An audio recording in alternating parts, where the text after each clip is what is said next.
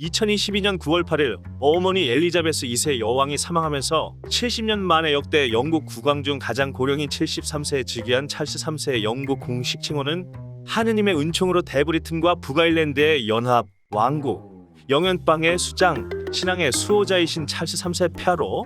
그 덕분에 곁에서 존버한 카밀라 파커 보울스가 왕비가 되며 세상에서 가장 성공한 불륜녀가 됐습니다. 찰스 3세는 오랜 연인 카밀라와 빙빙 돌아 환갑인 2005년 결혼을 하는데 국민들에게 두 사람의 깊은 관계가 밝혀진 것은 1993년으로 이들이 불륜하며 통화하던 6분짜리 19금 통화 내용이 공개되면서입니다. 왕가의 불륜 사실보다도 더 쇼킹한 것은 당신의 탐폰, 삽입식 생리대가 되고 싶다, 바지 속에서 살고 싶다 는 대화의 수준으로 당신의 모든 걸 느끼고 싶다, 특히 들락거리면서 라고 하는 찰스의 선 넘은 멘트에 당신의 탐폰 박스가 돼주겠다, 계속할 수 있도록 등의 발언을 쏟아내며 맞장구를 치면서 이 환상의 커플의 환장을 대화해 전 국민은 구역질을 참지 못했고 덕분에 이 둘이 결국 결혼할 때 죽어도 카밀라를 왕비로 보고 싶진 않은지 찰스는 건너뛰고 아들 윌리엄에게 바로 자기를 이양하라는 여론조사가 나옵니다. 1971년 당시 친구의 소개로 찰스 왕세자를 만나 우리 증조 할머니가 당신 고조 할아버지의 정부였던 거 알아요? 라고 당돌하게 말했던 카밀라는 조상들의 바람기 습성을 물려받아 대를 이어 간통 행각을 보일 건덕지를 놓치지 않았고 역시 냅다 낚여준 찰스는 사랑도 마음대로 못하는 로열 일족의 세기의 사랑인양 포장하며 들어온 불륜 행각을 지속했습니다. 각각 다른 배우자를 만나 한 번씩들 다녀온 이들의 행각을 보자면 둘 다 파렴치하고 집요한 집착을 보이며 공개적으로 서로를 맴도는데 일단 1973년 찰스의 군입대로 끊어진 듯 보였지만 카밀라가 먼저 기병대 소령으로 찰스의 여동생인 앤 공주의 첫 남자친구인 앤드루 파커 보울스와 결혼하며 신경을 건드립니다. 애초에 카밀라의 신분 자체가 미래의 왕인 왕세자와 결혼하기에는 적합하지 않았는데 왕세자비 자리에 순결한 처녀를 원하는 것이 인지상정, 왕실 측 커트라인의 눈에도 안 차는 카밀라는 찰스와 만나기 이전에 이미 여러 남자와 교제했던 날라리였죠. 하필 여동생 남자친구와 결혼한 내 여자친구는 막장 드라마의 소재로 일품이기도 하니 카밀라의 결혼 이후 명목상 친구로 남지만 흑심은 더욱 불붙은 채로 두른 기회를 엿보다가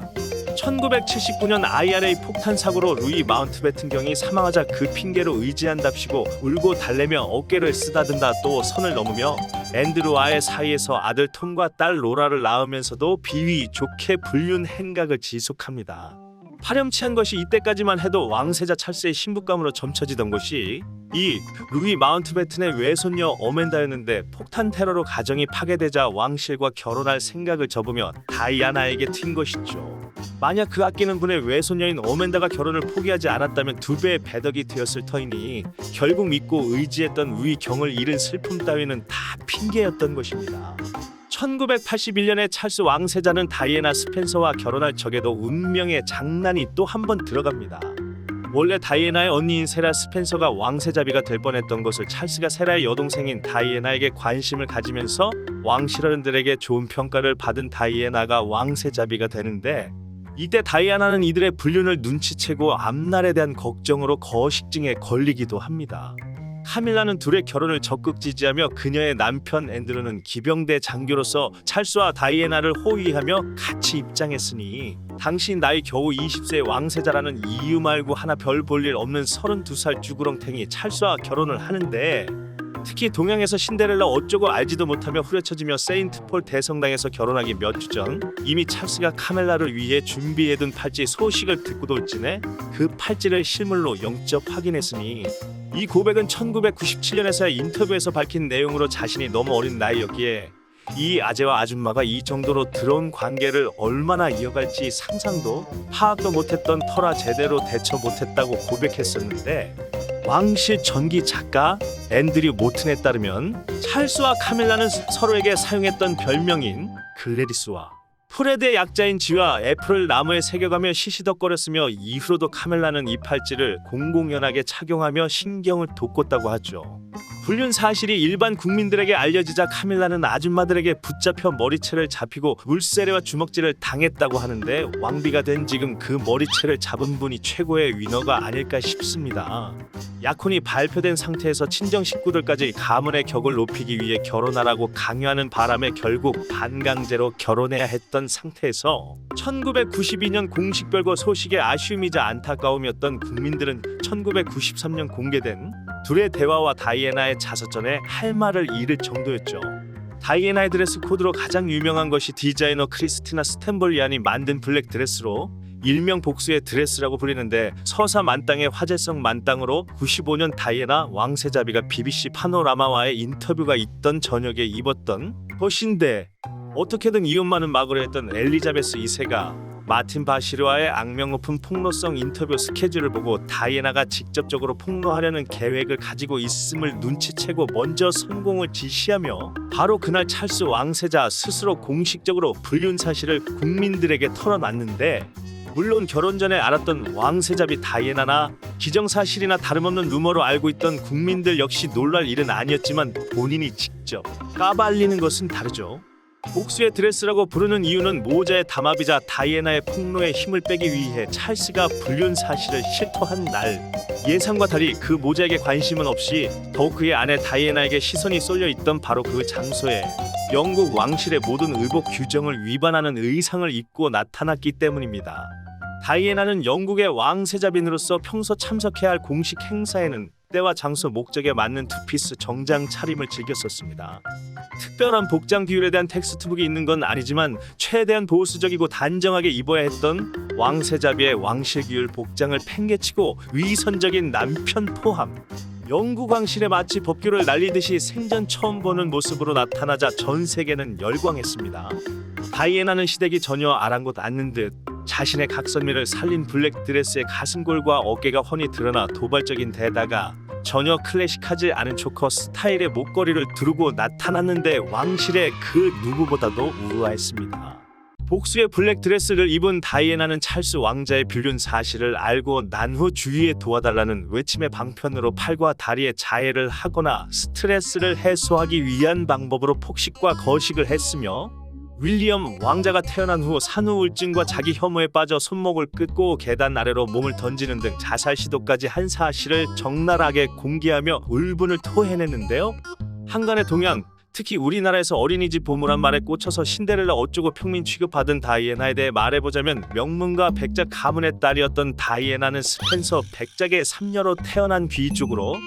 우리가 많이 들어본 윈스턴 처칠성이 사실 윈스턴 레너드 스펜서 처칠, 그러니까 처칠과 같은 가문으로 뜨르르한 영국 명문가로 1469년에 설립되어 현재까지 553년을 이어져 온 가문으로 현 왕실인 윈저 왕조보다 더 유서가 깊습니다. 다이애나는 엄연한 최상류층 귀족 출신으로 가문의 선대들이 무역업 등으로 막대한 부를 축적했고 백작 자기로 귀속된 영지와 신탁금이 귀족 사회에서도 손꼽힐 정도로 어마어마한 집안으로 다이애나의 외증주 할아버지가 미국 신흥재벌 상속녀와 결혼했기 때문에 많은 재산을 보유하고 있었고 남동생 찰스 스펜서는 엘리자베스 2세의 대자로 왕실 가족들과 수영장에서 놀던 집안으로 친가와 외가 모두 왕실과 친분을 맺고 있었죠. 부모가 후계자 아들 출산과 성격 차이로 사이가 좋지 않아 매일 큰 소리로 싸우고 문 뒤에 숨어서 지켜보던 다이애나는 결국 부모가 이혼하며 종지부를 찍지만 트라우마로 남아 소극적이고 내성적인 성격으로 공부보다는 자유를 지향하게 되는데 상류층 아이들이 다니는 피미코 유치원에서 시간제 보모로 아르바이트한 걸로 가난을 결부짓지만 애초에 먹고 살 걱정이 없어서 직업을 가질 필요는 없기에 상류층 전용 유치원에서 아는 집 애기들을 돌봐준 것이었죠. 당시 유치원 교사의 말에 따르면 진심으로 아이를 좋아하는 것이 느껴졌고 풀이 죽은 아이가 있으면 옆에 가서 위로해줬던 따뜻한 심성을 가진 여자로 고등학교 중퇴 후 성인이 되자마자 런던에 아파트를 얻어 친구와 살 때도 친구들이 방세를 냈는데 이 아파트는 다이애나의 외할아버지인 퍼모이 남자기 성년 축하 선물로 한 명당 한 채씩 손주들에게 쏘아준 것이었습니다. 영국 왕실은 찰스를 다이애나와 결혼시키면서 오히려 가장 큰 덕을 봤는데 그녀의 반항적인 이미지와 패션은 권위적인 영국 왕실의 이미지를 친근하고 세련된 이미지로 바꿔놓았습니다. 영국인들이 특히 다이애나를 사랑했던 이유 중 하나로 로열 패밀리답지 않게 자신의 개성과 취향을 멋지게 표현하고 스스로 머리가 좋지는 않다고 말하는 겸손한 왕세자비의 결코 소탈하지 않은 혈통 때문에 더욱 빛이 났던 것이었습니다. 영국 왕실의 위엄은 지키되 선을 넘지 않은 선에서 P.O.에 맞게 자신을 꾸밀 줄 알았던 그녀는 찰스에겐 과분한 짝이었고,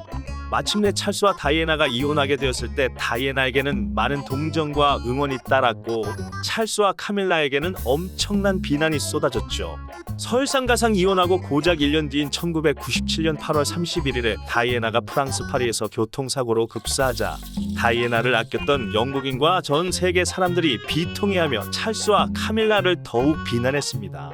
순종이 최고 덕목이었던 당시 영국 왕실에서 가장 반항적이고 공격적인 인물 취급을 받았지만 사실 가장 순수한 인물이었던 다이애나는 전통적으로 내려오는 왕실의 결혼 서약에서 순종이라는 단어를 없애고 왕자를 병원에서 낳고 일반 학교로 보내는 등 파격적 행보로 왕실의 낯빛을 붉히게 했지만 중요한 건 그것이 아니었습니다. 찰스가 몇십 년이나 카밀라와 불륜을 지속할 수 있었던 가장 큰 조력자는 엘리자베스 2세로 국민들에게 맏아들 찰스보다 사랑받는 맏며느리 다이애나 스펜서를 견제했습니다. 심지어 남편의 불륜 행각에 대해 시어머니에게 하소연하며 중재를 받았을 때도 말로만 왕세자는 구제불능이구나 라고 할 뿐 아들의 불륜을 방관했죠. 실제로 이혼 발표 후 다이애나가 우리의 결혼 생활에는 늘 셋이 있어서 좀 시끄러웠어요 라고 인터뷰한 것은 시어머니 엘리자베스 2세를 향한 것이기도 했습니다. 다이애나의 교통사고 사망 이후 찰스와 카밀라는 1999년 런던 리츠 호텔에서 열린 카밀라의 동생 생일에 함께 참석하면서 처음으로 공개 석상에 선 이후 2005년 결혼을 강행. 그 더러운 추악한 스캔들에도 엘리자베스 2세가 명의 기를 시간을 벌어주어 상간녀가 코널 공작부인 전하 HRH 드 더치스 오브 콜머에서 왕비 페아흐 마제스티 드 퀸 칸솔로 변경됐습니다. 2020년 10월 살아있는 왕실 인물들 호감도 조사 결과 카밀라의 호감도는 1%이지만 이게 그나마 많이 올라간 것으로 비호감이라는 의미의 마이너스 그래프를 딛고 어쨌든 수면 위로는 올라왔는데 아이러니하게도 카밀라의 전 남편 앤드루는 전 애인이었던 앤 공주의 딸인 자라 필립스의 대부로 찰스와 앤 공주 남매는 각자 과거 파커 보울스 부부와 줄곧 친분을 유지하면서 각자 서로의 친자녀들의 대부가 되면서 불륜의 피가 보글보글 끓으면서도 왕족으로 근엄한 척 위선의 판을 즐기는 영국 역시 비싼 왕실놀이의 대가를 늘 며느리 자리에게 돌리고 있습니다. 오늘의 이야기는 여기까지고요. 나이슈샷이 구독자 사장님을 모십니다. 구독과 좋아요 부탁드리겠습니다. 사장님, 나이슈샷.